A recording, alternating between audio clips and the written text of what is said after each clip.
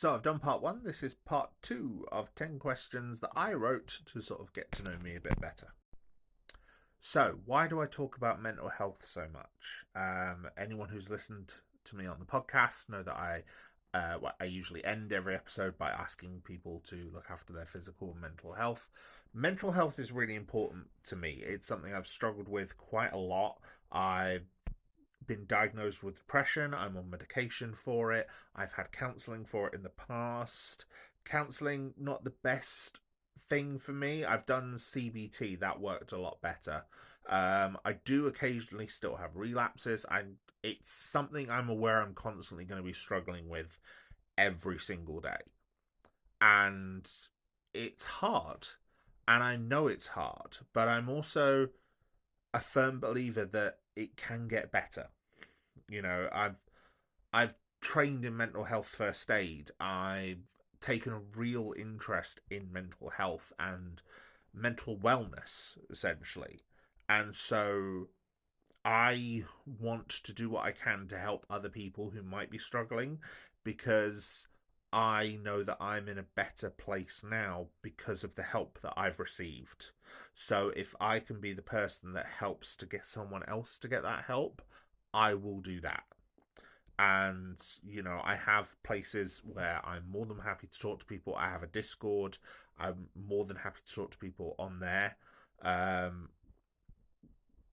so yeah, if you struggle with your mental health, reach out to me. I will happily help you and talk you in, point you in the right direction to get the help that you need. What do I like to do besides the podcast?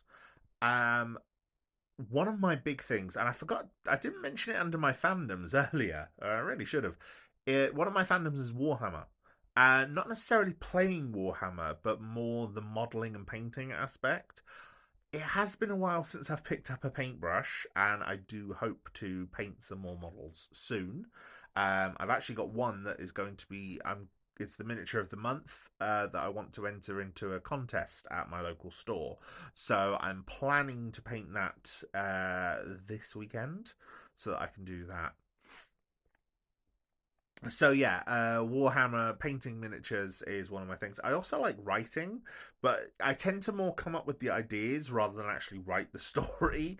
So I have tons of settings for like any sort of role playing tabletop game. If you want them, I'm more than happy to share them. I've come up with all of these alien races for a sci-fi story. I've come up with ways of blending Norse mythology, all sorts of stuff. Even come up with a whole load of superheroes in an alternate timeline once. That was fantastic, and working it into real world dates. So yeah, I'm a huge nerd. I also like gaming, and I'm actually planning to incorporate gaming more into the podcast and do sort of Twitch streams alongside. I'm not particularly good at games, but I do enjoy playing. Number 8, are you ADHD/autistic? I have never been officially diagnosed as either ADHD or autistic. However, my partner Zulu works with people who are diagnosed, children who are diagnosed, and she has pointed out I have a lot of traits suggesting that I am. I have been tested for it several times, so I do, but each time it's come back inconclusive. So I do work on the assumption that I am most likely either ADHD or autistic, or possibly both. And as a result, I do tend to use a lot of those approaches and a lot of the sort of inclusive language. Like, for example, I refer to my podcast as an info dump. I think if you are neurodivergent in any way, and specifically ADHD or autistic, you might especially like my podcast because I just talk at you for hours and will tell you about something that I think is really cool, and that's basically info dumping. So that's what I'm doing. Um, so yeah, good chance I am ADHD or slash autistic. Very, very strong chance. Number 9, mentioned this before. What is polyamory? So, as I said, I am polyamorous. My partners, Tallulah and Zulu, and I are all in a polyamorous throuple together, essentially. Polyamory is the idea that you can love more than one person and engage in a loving relationship with more than one person. And it's a viewpoint that the three of us share. And so that is our relationship.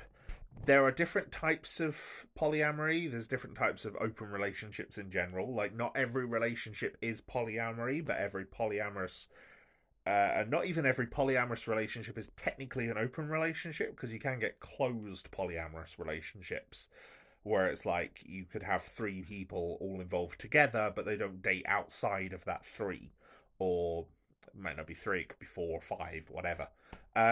We are an open polyamorous grouping, so any of us can have other relationships outside of the group. Um, there are sort of requests and boundaries within that, which I'm not going to go into detail here. I might do more polyamorous content. I follow a lot of polyamorous creators, and there are some incredible ones out there. I'm not like a forefront on it. I've made a lot of mistakes in my polyamorous journey, as I think most polyamorous people have.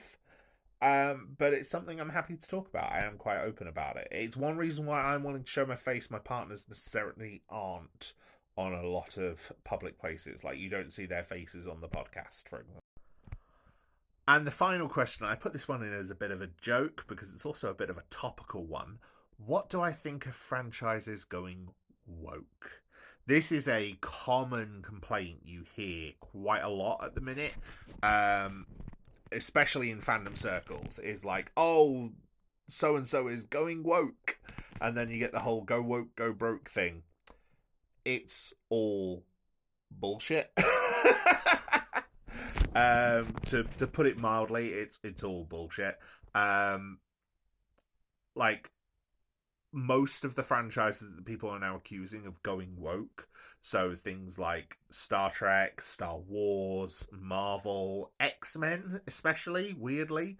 Even Warhammer. Warhammer has had its own things with this recently.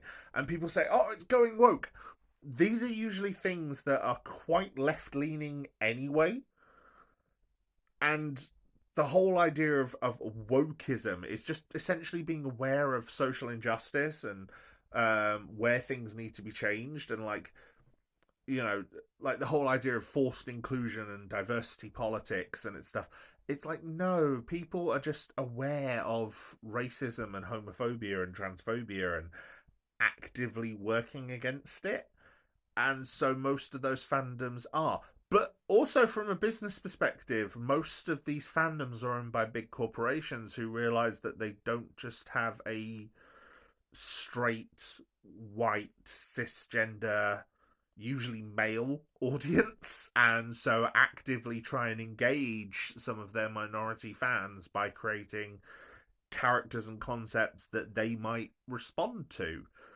Like, it's literally all done for money. Do people not realize that's how capitalism works? It's literally all done for money. But yeah, it does make me laugh when it's like, oh, that so and so franchise is going woke. Like X-Men 97, people were accusing it of going woke. X-Men's ridiculously woke. Star Trek is going woke. Star Trek is ridiculously woke and always has been. If you never thought that something was political, every media is political. Every piece of media is political. If you don't think it's political, that's because it agrees with your politics. And if it agreed with you before, but now it doesn't, I think you really need to take a look at your politics. So yeah, that's me. 10 questions to get to know me. I'm probably going to pin this on TikTok. I'm going to post it on YouTube.